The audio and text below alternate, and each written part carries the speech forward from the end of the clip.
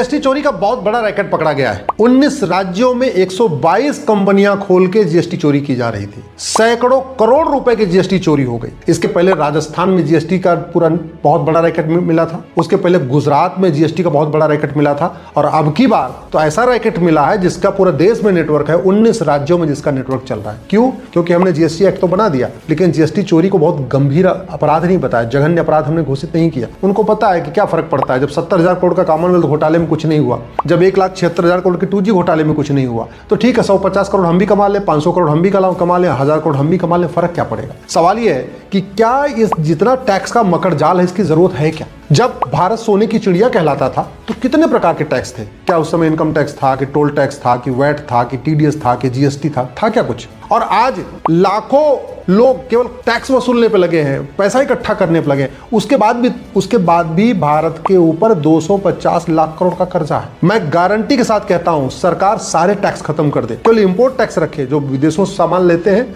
उस पर टैक्स लगाएं, उस पर कस्टम लगाएं, उस पर जो उनको लगाना है लगाएं, लेकिन भारत के अंदर सारे टैक्स खत्म कर दे और फिर भी सरकार को ज्यादा पैसा मिलेगा। सरकार ये सारे टैक्स खत्म कर दे, वन नेशन वन टैक्स लागू करे, बैंकिंग ट्रांजैक्शन टैक्स लागू करे, कमाई पे सारे टैक्स खत्म करे, केवल खर्च करने पे टैक्स लगाए। सरकार की आय भी बढ़ जाएगी, बिजनेस कारोबार भी बढ़ जाएगा, जीडीपी भी बढ़ जाएगी और भ्रष्टाचार अपराध भी खत्म हो जाएगा।